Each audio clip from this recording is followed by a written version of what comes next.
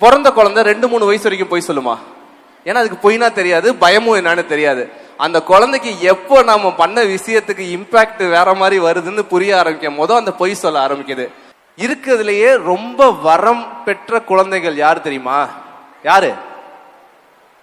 பணக்கார வீட்டுல பிறந்த குழந்தைங்களா? அதுதான் அழகான சர்வே நாங்க படிச்சது.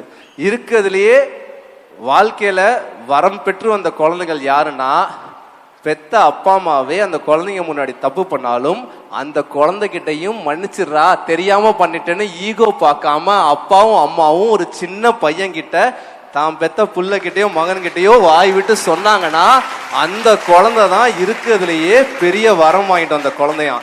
நாம நிறைய பேர், நான்லாம் அப்படி கிடையாது, நான்லாம் சோசியலா நானும் என் பிள்ளையும் பழகுவோம். எந்த அளவுக்கு சோசியலுங்கிறது உங்களுக்கும் தெரியும், ஒரு லிமிட் கண்டிப்பா இருக்கும்.